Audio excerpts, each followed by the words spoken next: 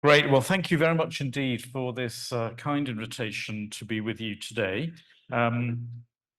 Now, Pope John the 23rd, who died in 1963, often had a very distinct twinkle in his eye when being questioned. Once asked by an earnest man how many priests work in the Vatican, he answered, "About half of them." And of course, questions about religion came fast and furious when I was in my last job as Dean of St. John's College in Cambridge. A few weeks before I left at the end of last year, I was at dinner at High Table in the college, and the topic turned to purgatory. One very irascible and grumpy old fellow of the college was perplexed. Purgatory? Purgatory? Well, will I go to purgatory? He asked. Oh, John, said the fellow next to him, it just wouldn't be purgatory without you.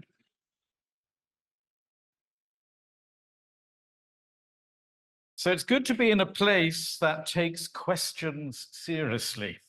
And I've always personally tended to think theology works at its best when it's not so much trying to answer your questions as question your answers. Before I begin, I want to pick up something that the Dr. Catherine Mannix says in her fairly recent book called Listen. Mannix writes about what we often call difficult conversations.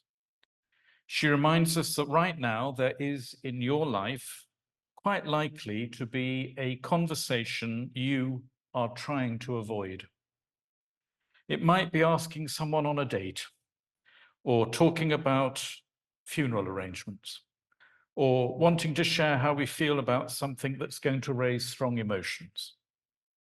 And Mannix argues that instead of using a vocabulary of fear, courageous conversations, we often say, challenging conversations, and so on, which all invoke self-defense, we might start thinking of them as tender conversations, acknowledging the presence of pain as an experience to be held with sensitivity and respect, not holding back, but being present.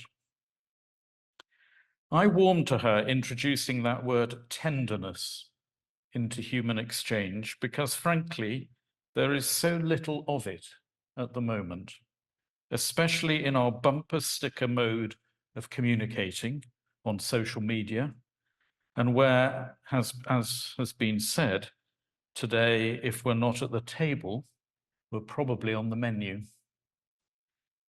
God is described as being tender-hearted. And it seems to me that Christian people should be tender in their words. Even when challenging, there is room for a tenderness that helps understand what it might be like to be someone other than you. There's so much shouting at each other. The model of Parliament, just think of the news every night. Firing off words like bullets aimed to wound and win. We even use in the church the Bible as ammunition against each other. So if you take nothing else away from today, but a question as to how, as a person of faith, you use language in your relationships, a question of if you believe words have, which I do, a sacramentality about them that calls on you to take them more seriously and use them more truthfully, creatively, and yes, tenderly, then I'll get back on that train very happy. Okay, a talk on poetic spirituality. Why poetry? I know that this word poetry is very scary for a lot of people. It can have really bad memories of school. Humiliating when you couldn't remember to recite it properly, or even more humiliating when you just couldn't understand it. And sometimes people try, if they've had that experience, they try in later life to get back to it somehow. So they surreptitiously nip into Waterstones and find the poetry section, and they take one off the shelf and they have a quick flick through, and it still seems incomprehensible. Too much work for too little result. And frankly, you don't get many words for your money in a book of poetry. There's a lot of space on the page quite often. So people give up again. There's even a word for this, metrophobia, the fear of poetry. I thought it meant fear of London transport, and living there again now, I can see that is a true fear of the human soul. But no, metrophobia is fear of poetry. And if you remember Blackadder, maybe he gets near to the truth when he said, Baldric, I'd rather French kiss a skunk than read your poetry, he says. And that is how a lot of people think about poetry today. However, I remember very well the day I realized my life needed more poetry in it. I went to hear Wendy Cope read her poems at a local school. I was a curate. And towards the end of the reading, she read a short poem called Names. And she told us it was written about her grandmother. Now, I was brought up by my grandmother in Shropshire. She's still alive at 102. By the way, she FaceTimed me this morning to make sure I hadn't forgotten I was speaking to you today. Now, because Wendy Cope said that this poem was about her grandmother, and because of my connection to my grandmother, I tuned in really carefully to this poem. And I'm going to read it, and hopefully Names is going to come up. Can't quite see. Yes, there it is. Let me read it to you. Names. She was Eliza for a few weeks when she was a baby. Eliza Lily. Soon it changed to Lil. Later, she was Miss Stewart in the baker's shop. And then, my love, my darling, mother. Widowed at 30, she went back to work as Mrs. Hand. Her daughter grew up, married, and gave birth. Now she was Nana. Everybody calls me Nana, she would say to visitors, and so they did. Friends, tradesmen, the doctor. In the geriatric ward, they used the patient's Christian names. Lil, we said, or Nana. But it wasn't in her file. And for those last bewildered weeks, she was Eliza once again.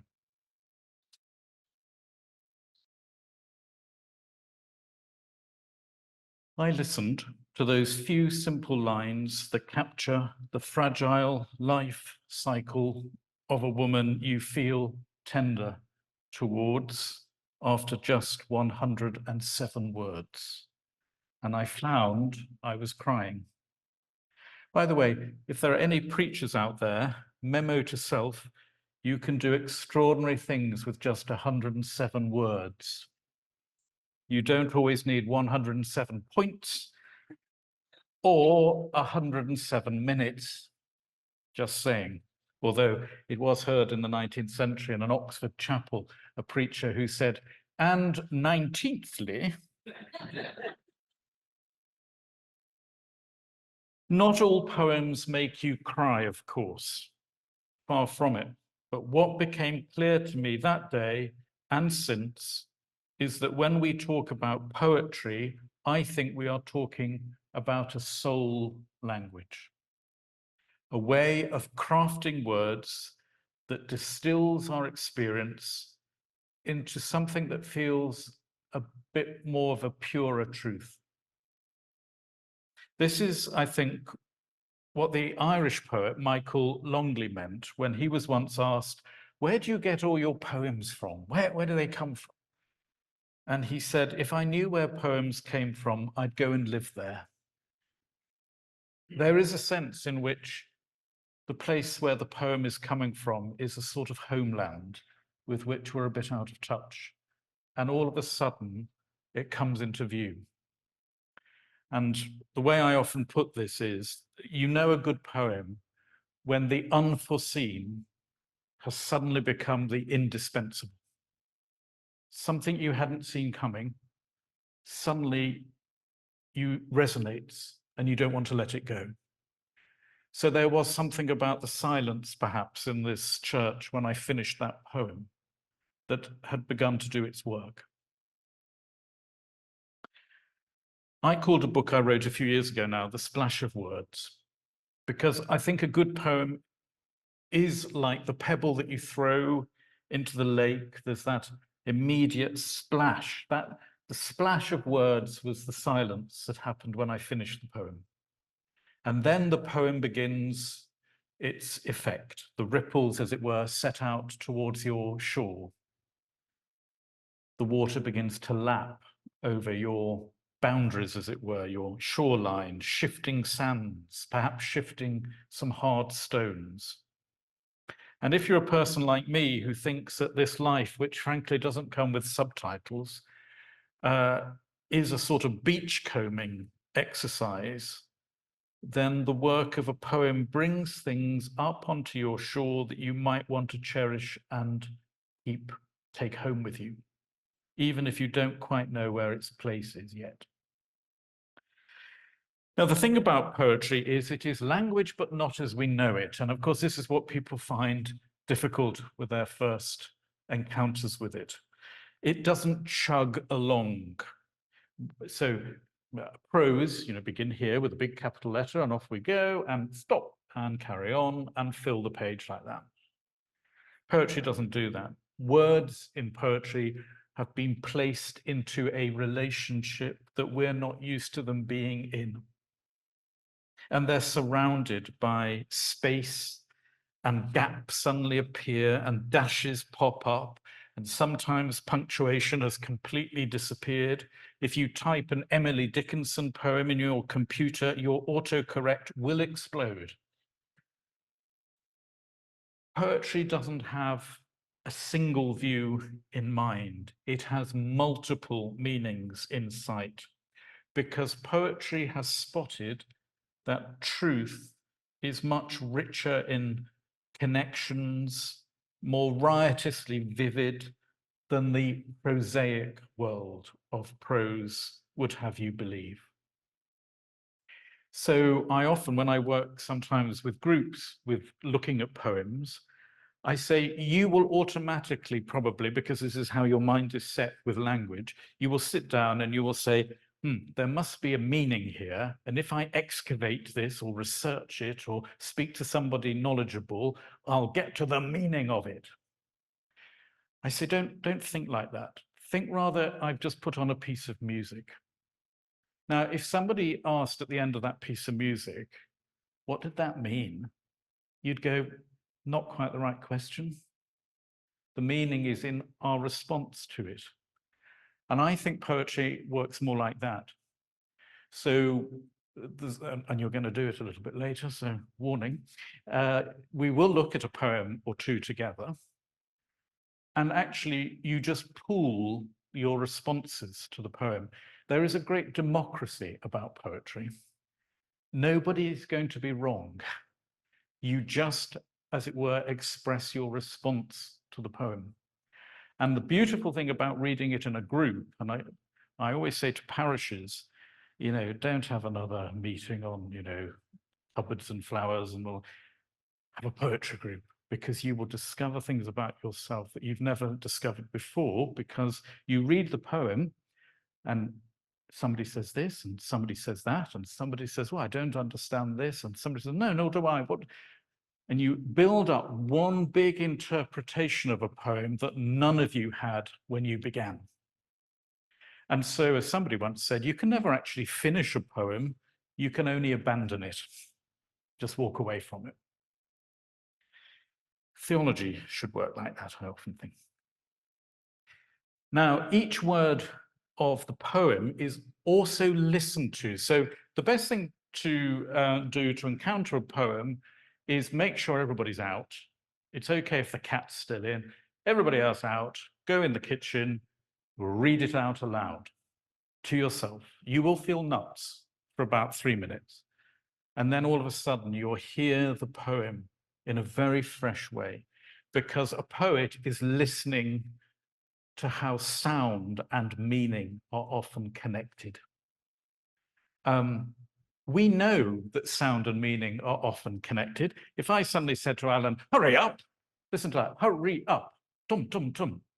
But if I said, slow down, elongated, slow down. So we know that meaning is caught up with sound, and poets know it very well. So listen to the sound of the poet. And the other thing, of course, is the rhythm of a poem, which sometimes isn't very evident and sometimes isn't there. But a lot of English language poetry has been built around a particular form of rhythm making. And this is connected to, physically connected to us as human beings. Let me explain. You all have a rhythm in you that you carry with you all your life. I hope you have it at the moment. It's going titum, titum, titum. If you want to be posh and work in a university, that is called an iamb, a short, long, short, long, short, long. If you take one breath, how many of those iambs do you get in? Titum, titum, titum, titum, titum. 5. This is iambic pentameter. If you want the posh word, the phrase for it, iambic pentameter. You've got 5 titums. This is a physical expression of a linguistic form of the average line in a much English language poetry. Shall I compare thee to a summer's day? Typical one. Now, poets have used that, and most came a point where when poets started to break out that, people used to say, no, you're not playing the game. Of course, a lot of contemporary poets break away from that completely, and they have their own rhythms or they have no rhythm at all. But there it is as a foundation, reminding us that there is a physicality, there is a rhythm which human beings are living with and which poetry will often connect us to without us always knowing it. It's not just Shakespeare, by the way. I mean, you could take, if you like, your Milton, you know, of man's first disobedience and the fruit. They're exactly the same. Or batter my heart, 3-person God for you. It's there quite often. So I often say poetry is not an easy running river where you start here with your little boat of meaning and you follow it down. It's not so much a river as a fountain. You're drawing from this like a source. And you have to be patient because meaning isn't instant. It isn't quick clarity. And I'm afraid in this day and age, we love our quick clarity. We love to press a mouse and get what we need. But actually, there is something about poetry that's saying, actually, with the things that really matter in this life, there is no quick clarity. You know yourselves in your own lives, when you look back, the most important parts of your lives are usually where something difficult is happening. And those moments where we think we're falling apart actually were the places where things were falling into place. So difficulty can be important because it's breaking us out of a wall that we're held in by. And poetry is often difficult for a good reason. As you read a poem, you have to persevere then. And you have to listen into the resonances and you have to be honest about the difficulties. What faith does like poetry, I think, and this is where faith and poetry start to fuse in my mind, both of them challenge first impressions. Jane Austen was going to call Pride and Prejudice first impressions. She didn't go with it in the end. She went with Pride and Prejudice. But it's interesting because our first impressions of people and of places and of situations is often full of our pride and our prejudice.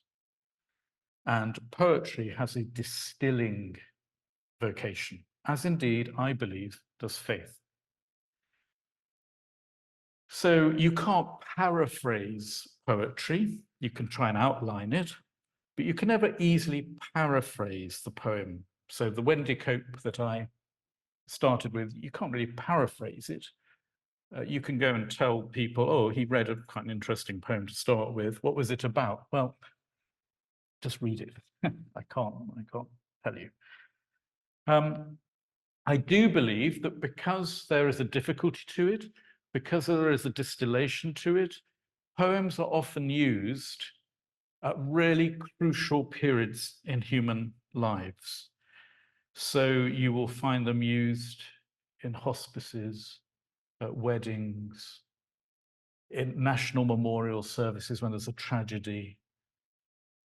You'll find them in young persons offenders units. You'll find them on billboards when people are protesting for justice. Poetry, it's not just a case of, I wandered lonely as a dean. This is an active form of language that has transformational potential. And that's why it's important. I tend to think that poetry is the more human voice. And it's very interesting that Seamus Heaney, who many of you will know, is a famous, no longer alive, but fantastic poet. And the reason I asked for that reading from John this morning is because he thinks poetry is actually like, it works in a similar way as that doodling on the ground. So what was going on? You've got some self-righteous men in a room, just can't wait to condemn this woman, to show how righteous they are and how awful she is. There's gossip going on. People are wanting to know how Jesus is going to play this. Lots of sort of intensity, all caught up with the noise of now, pressure, defense, all playing against each other. And what does he do? He writes in the dust. And he says, actually, that's what poetry is often doing. It's trying not to listen to all this, but to get near to the ground, the humus, where our humility is. It's the root of our word humility, near the ground. And he writes in the dust, which of course, of which we are all made. He just plays with our beginnings and who we really are in all this.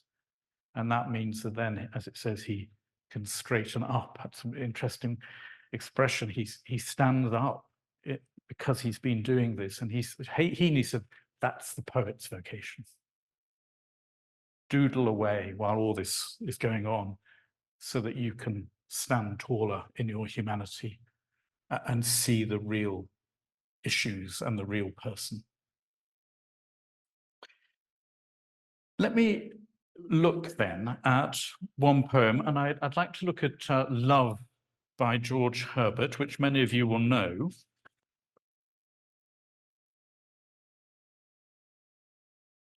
On the back of your paper. Many of you know about George Herbert, do you? Yes.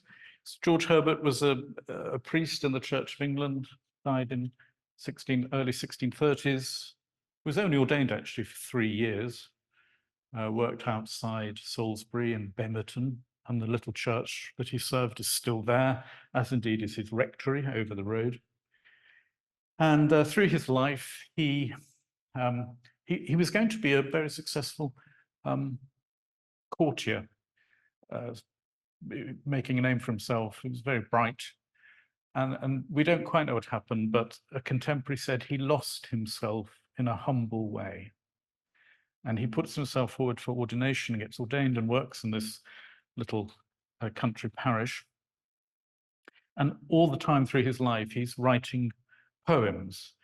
None of them are published in his lifetime. He writes about 170 of them altogether. And as he's dying, he was only 39 when he died. He knows that he's got TB. He knows his life's drawing to an end, and he puts the poems together in a very careful order. And he parcels them up and he sends them to his friend Nicholas Ferrer, little Gidding, and he says, this is a little testimony to the spiritual conflicts that have gone on between me and God. Take a look. If you don't like them, put them on the fire. And if you think they're okay, I'll leave it to you what you do with them.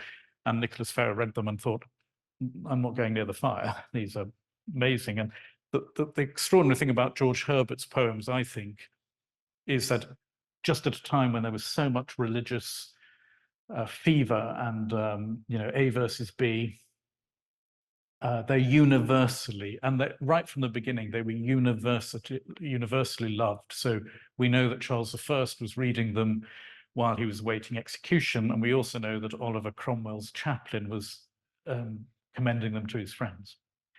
So there is a universal love, and somebody once said, Baxter said of him in the 1680s, the thing about George Herbert is he writes as someone who really believes in God.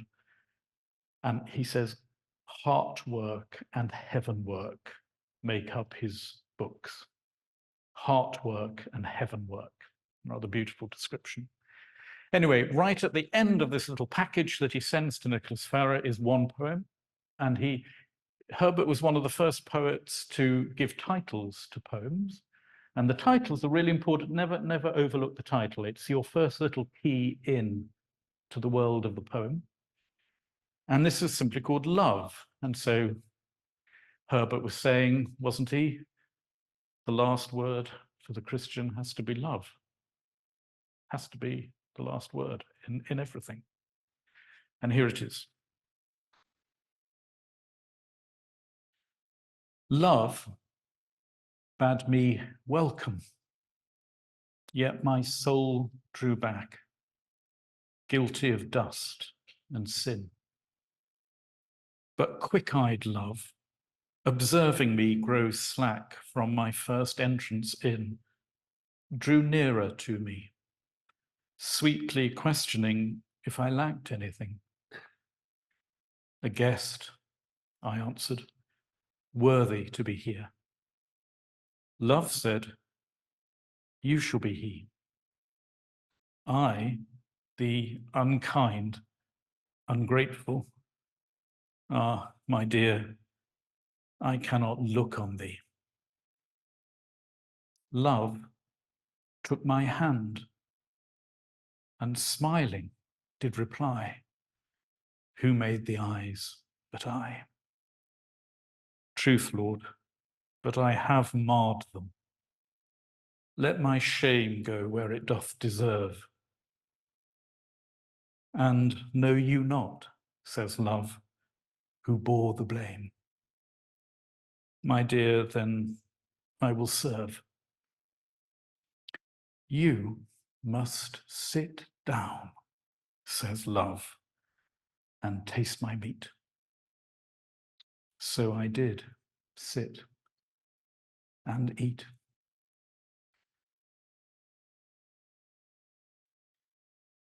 Would you just turn to a neighbor and spend 2 minutes just openly as you can, expressing any response you have to that poem, anything at all? It could be a confusion, it could be something you find beautiful, it could be anything. Just open your response together about that poem. And it's that kind of invitation. Yes, thank you. You've mentioned the word that's really key here, because Helen Vendler, who's a literary critic, she said, I'll tell you what's amazing about George Herbert. When he's talking to God, or when we're talking to God, particularly in poetry, it's usually vertical. He's there, we're here, and we, oh, hello, God, right? Herbert, she said, doesn't do that. He does this. They're talking horizontally.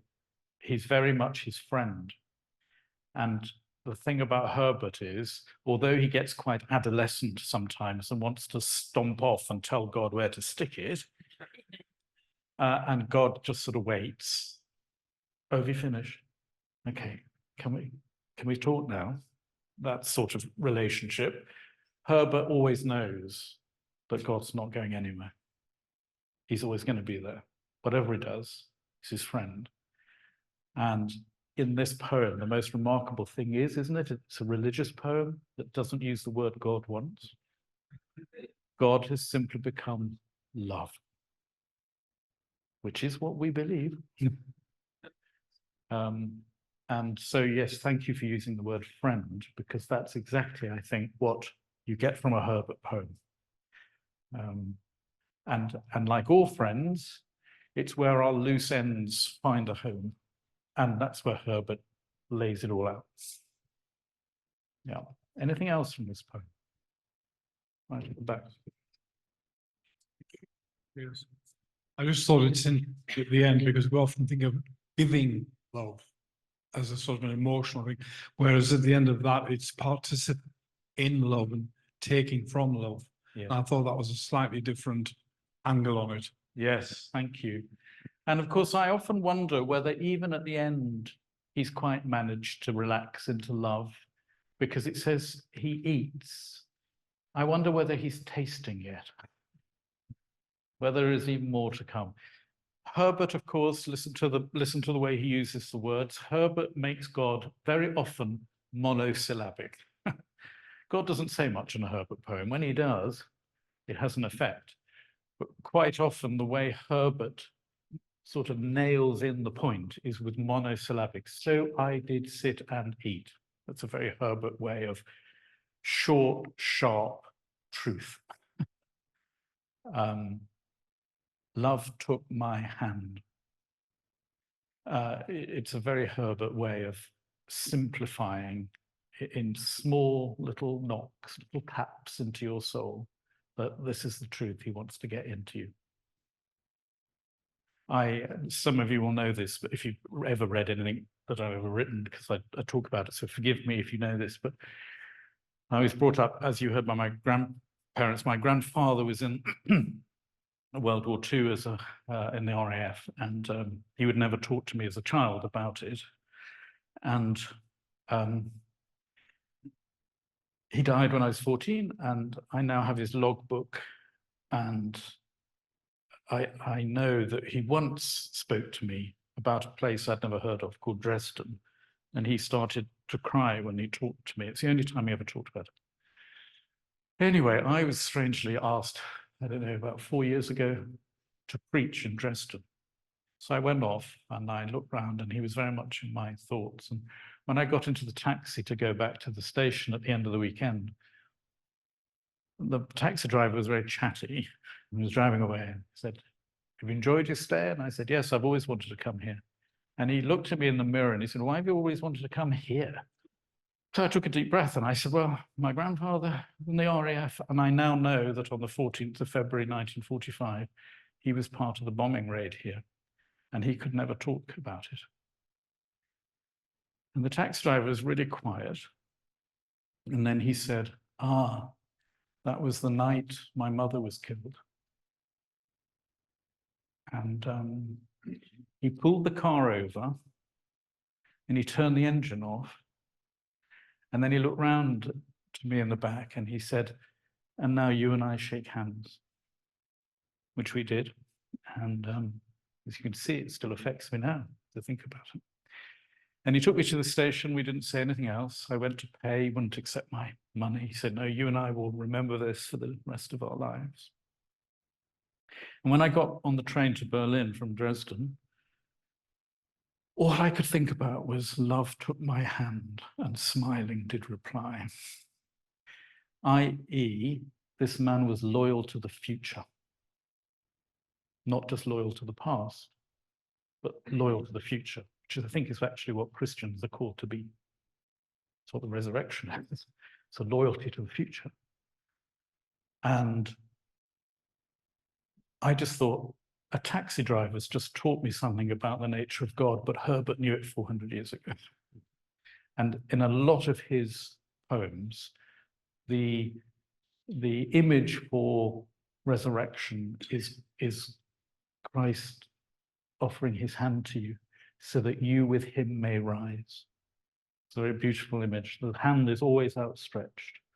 And here it is again. And there's if you ever want to read more Herbert, there's a lovely one called The Dawning, which isn't very well known, but he actually uses this image. And at the end, he says, do you know why he left the grave clothes at the end? So that you wouldn't need a handkerchief. There's no need to cry.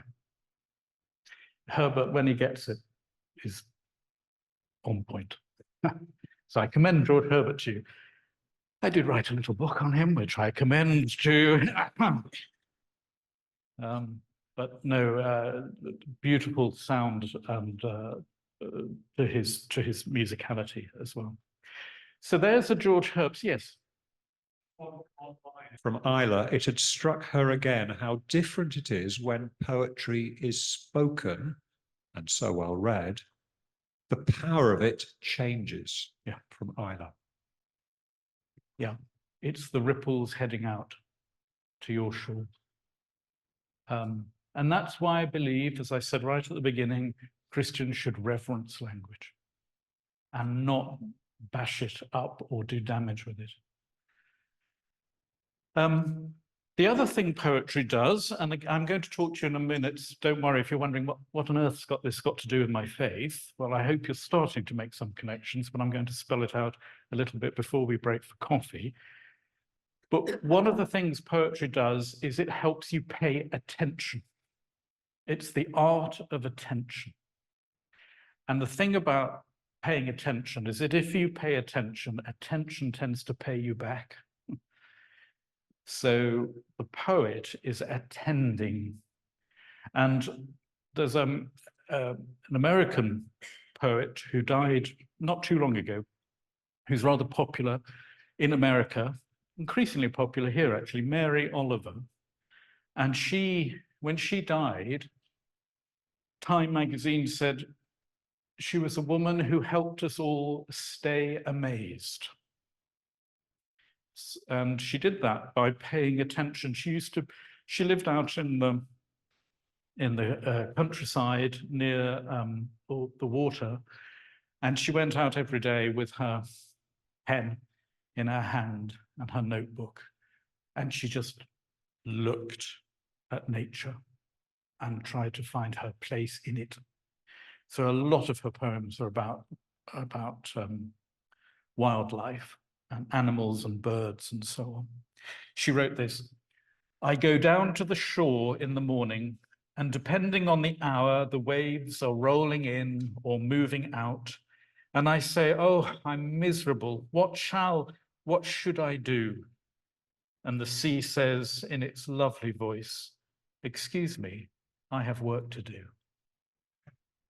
In the sense that nature is around her. I also put on your program here another one by Mary Oliver, which let's just look at. This is how she tries to pay attention, and she starts to connect it to her religious faith, her spirituality, which is where I want to start going next. So I happened to be standing by Mary Oliver. I don't know where prayers go or what they do. Do cats pray while they sleep, half asleep in the sun? Does the opossum pray as it crosses the street? The sunflower, the old black oak growing older every year. I know I can walk through the world, along the shore or under the trees, with my mind filled with things of little importance, in full self-attendance, a condition I can't really call being alive. Is a prayer a gift or a petition, or does it matter? The sunflowers blaze, maybe that's their way. Maybe the cat's are sound asleep, maybe not. While I was thinking this, I happened to be standing just outside my door with my notebook open, which is the way I begin every morning. Then a wren in the privet began to sing. He was positively drenched in enthusiasm. I don't know why, and yet, why not? I wouldn't persuade you from whatever you believe or whatever you don't. That's your business. But I thought of the wrens singing. What could this be if it isn't a prayer? So I just listened, my pen in the air.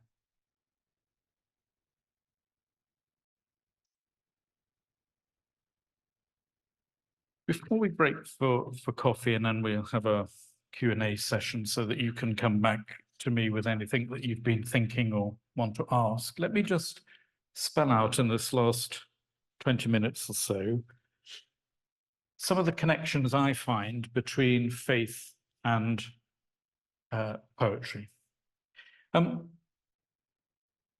Wallace Stevens, who was an American poet working hard around the 1950s, he once said that we ought to like poetry the way children like the snow.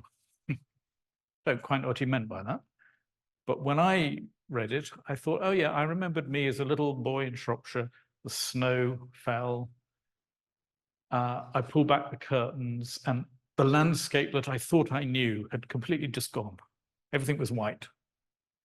And I'd quickly change and I'd go out and you see your breath in the air, in that sort of chill heat of seeing your own breath in the air, and then you have to make a path because the path's gone. And I thought, actually, this is exactly the thing that poetry is doing. The landscape that we think we know is re-envisaged. And the path that you have been taken might not be the one that you're now going to make. And you can see your own breath. You're in tune with the fact that you're alive, that this is the gift of a new day, and so on.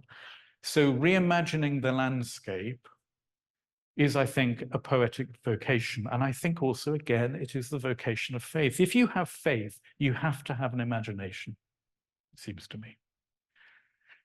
It's asking you to imagine the world through the eyes of God, through a different kingdom.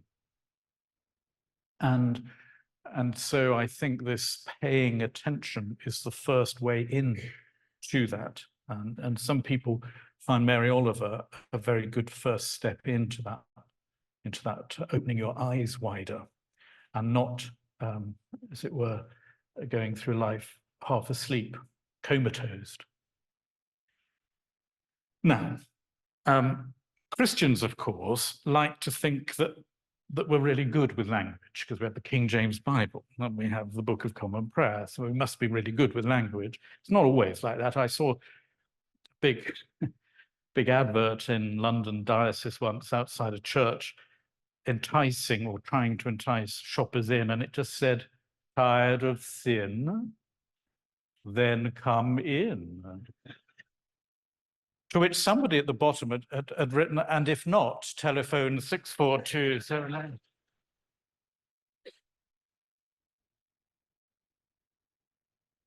So we're not quite as good with language as we often like to think we are.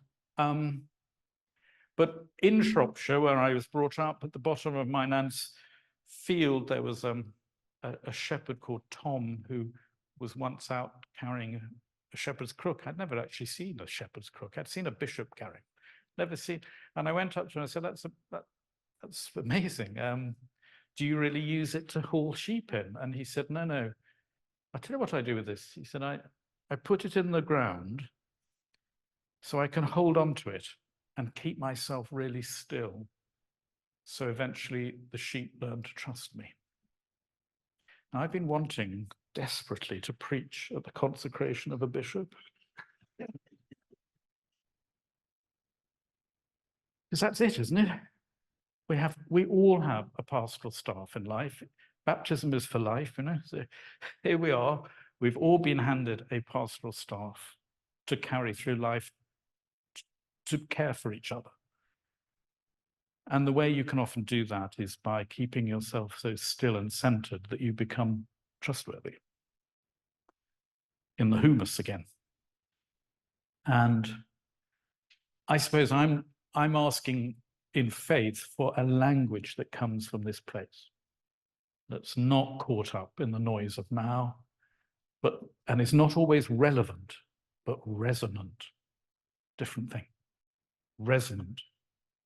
When John Donne, poet, preacher, he once said, what is it that makes a good preacher? Is it their wit? Is it their eloquence? Is it their learning? No, no, no, no. It's their nearness. How near is this person to my humanity? If I can feel the nearness, I'll continue listening. And I think this nearness is what the poet is always seeking. So, not always as great with language as we like to think, but we take language seriously, and we are trying to seek a language that is not so much about information, which is what we've got overload of. We're not wanting to have a language of more information. We want a language of formation. A language that helps you form, become.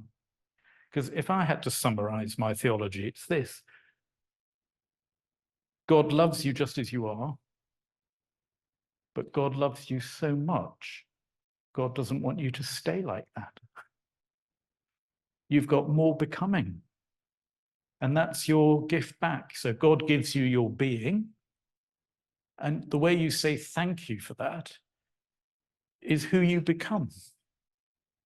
That's your thank you back. And we need a language to help us become. And so the person who said that poetry can help you transform or change is exactly it. It's stirring something. Time for amendment of life, says the Book of Common Prayer. And I think poetry believes in that. A time for amendment of life. So here's a quick exercise. If I suddenly said to you, now, here is the news. You'd all tune in like 6 o'clock on the BBC. Your ears are poised to hear the news, hopefully facts about what's happened, what Trump's just said, which MPs decided not to stand in the election. Facts are coming your way, and you're tuned in for truth in this form, hopefully truth in this form. But instead of me saying, here is the news, if I said to you, once upon a time, I think you'd tune in more expectantly, probably. But you now know truth is going to come, but not like the news. It's going to come to you in a different form. In this case, it's going to be story. And we love a story because it communicates meaning without telling you at the end what it was all about. It just runs. So we are capable of tuning in differently to truth. I think, though, at the moment, we are so used to information, news, social media, clicking, all coming our way, that that's the template we tend to carry with us. So when people come in through those doors into a place of worship, they've got their Google ears on. But that's going to really disappoint them when they come in here, because what they're going to discover is you've just walked into a poem. Let me explain what I mean. Everything we do in worship is poetic. Everything. You're going to stand up, you're going to sing. We just did. What was we singing? We were singing a poem. Or we could have used an old poem. We call it a psalm. Or we're going to listen to prayers that were said, which were trying to find a language that somehow does justice to the fact that God isn't an object of our knowledge. God is the cause of our wonder. And so we stretch our language in here. We take it to the gym. Theological language is acrobatic because we're trying to do justice to God. And as Rowan Williams says, theology at the end of the day is the business of trying to say the least stupid thing you can about God. So we can be unapologetic about using language richly. And in a service, no matter whether you're at very high church Catholic or an evangelical, I mean, even the body goes into poetry. We become poetry in motion. So you could go to a Catholic mass and the priest put his hands up. You go to HTB and they'll have that. They're in their in the vocative. The body has become poetic. The whole thing is a poetic exercise. But the problem is we forget and we turn it into literalisms. And the problem with that is it closes the poetry down a bit and actually becomes stale. And poetry doesn't work if it's stale. So the question, I suppose, is when you're a person of faith, how have you tuned in your ears? If you're just thinking, oh, this is all a bit Radio 4 elitism, let me just ask you this. I mean, I would imagine at some point, everybody in this church now has been in love. You may be in love right now. I can see one or two flushed faces, maybe. Yeah. If you're in love, the last thing you are is a literalist. If you want to express your love, you look back at some of your old love letters, really excruciatingly embarrassing. You've got this love in you that needs to be expressed, and it's so powerful, you don't know how to do it. And you might try and write a poem even, or you write all this stuff, and it's just, that is the language of love. You're not a literalist. If poetry is the language of love, it must be the language of the church, because we are here to love God and love our neighbor. It is our native language. And that's why I say in the title, slightly provocatively, literalism then can be a bit of a curse. Because actually, if we are loving, we are using language to celebrate love. And it isn't just Christians that do this. If you look at the world faiths, the early texts of Hinduism, thousands of poems in effect. The Bhagavad Gita is called the Song of God. It is a poem composed in verse. The classic Tao, written poetically in the 6th century BC.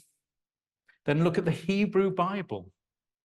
I mean, look at what we call the Old Testament as Christians, full of poetic exploration. You've got the Psalms, of course. You've got the noble language of Job. You've got the Song of Songs. You've got the riddles of the Proverbs. And then you've got the prophets who are telling you who you've become and where you need to correct yourself. They're not doing it without imagery, because a prophet needs imagery. Martin Luther King Jr. never once said, oh, I have a nightmare. He said, I have a dream. And in order to convey that dream, his preaching was endlessly poetic and prophetic. And those two things go together. If you read the prophets, they're always using poetic imagery. The Quran is a poetic text that is so beautiful to the Muslim that you develop a way of chanting it. And the classic confession of faith, there is no God but Allah, in the Arabic, if you transliterate it and you just listen to the vowels, la ilaha illa Allah. Again, the sound and the meaning with rhythm. And it's not that poetry is just a sort of fancy way of expressing the truth. Truth is expressed poetically. It's a different thing. So for the Christian, the Gospels are not so obviously poetic until you study them, it seems to me. You can then see the artistry of the evangelists. Every New Testament student discovers that. But right at the heart, you get the persistently figurative, persistently parabolic, persistently poetic preacher, Jesus, who would have scored at my theological college B- for his preaching, because people were always running up to him afterwards saying, "Excuse me, that was lovely. What did it mean?" You know, nice sermon, vicar. But what was it about? And the disciples were often saying, you know, when they were in private, could you just explain that? And they were saying that because it was difficult. It was stories. It was parabolic. And so we come into church now and we recite our creed and we say, I believe in Jesus. He was born, he suffered under Pontius Pilate, he was crucified and was buried, and he rose. Yeah, there was something in between. He preached. And we find it, I think, so difficult to paraphrase his preaching in a creed because, frankly, you can't paraphrase it.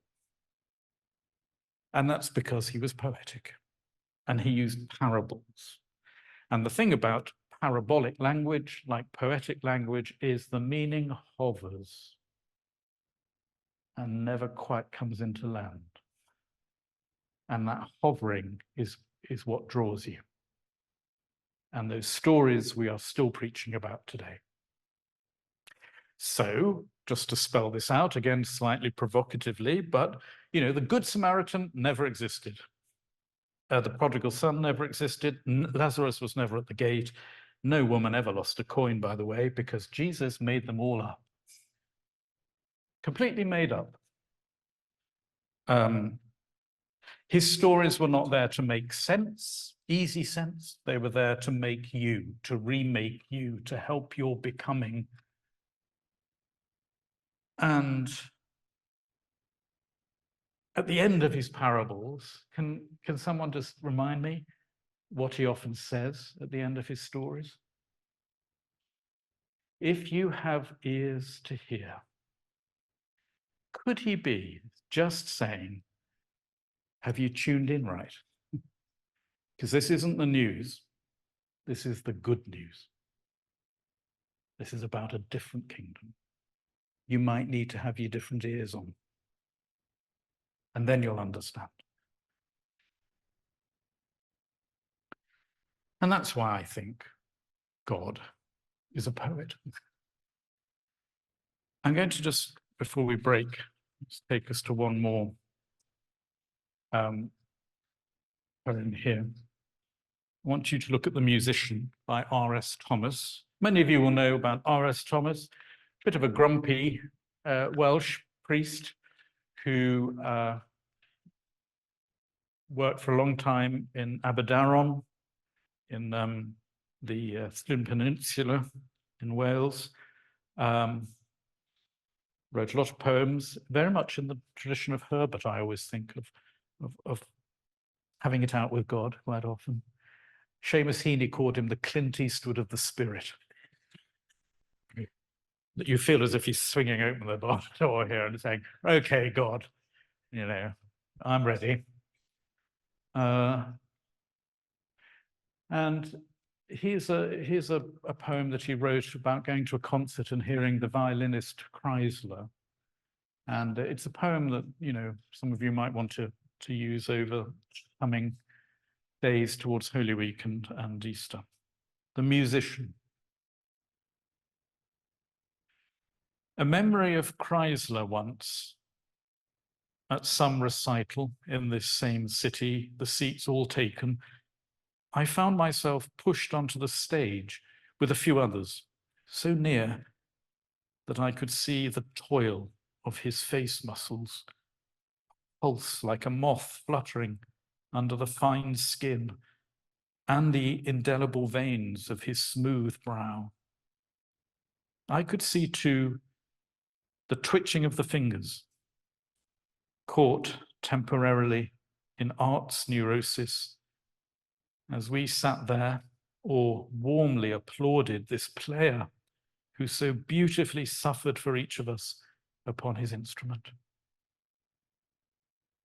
So it must have been on Calvary, in the fiercer light of the thorn's halo, the men standing by, and that one figure, the hands bleeding, the mind bruised but calm, making such music as lives still, and no one daring to interrupt, because it was himself that he played, and closer than all of them, the God listened.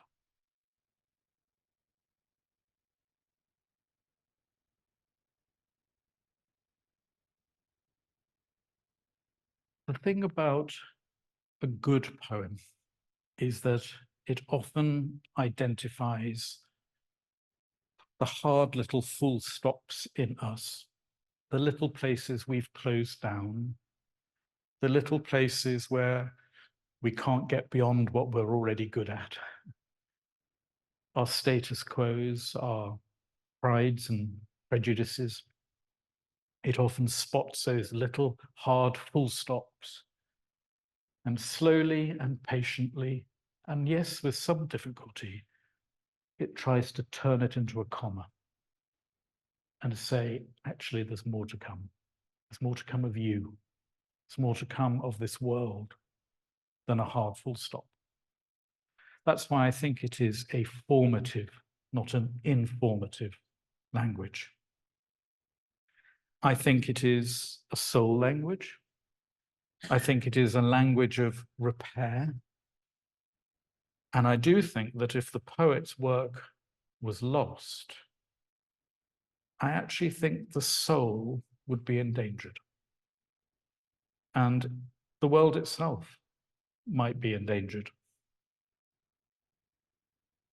I'm going to end with The Way by Edwin Muir, which is on your sheet. Friend, I have lost the way. The way leads on. Is there another way? The way is one. I must retrace the track. It's lost and gone. Back. I must travel back. None goes there. None. Then I'll make here my place. The road leads on. Stand still and set my face. The road leaps on. Stay here forever, stay. None stays here, none. I cannot find the way. The way leads on. Oh, places I have passed, that journey's done.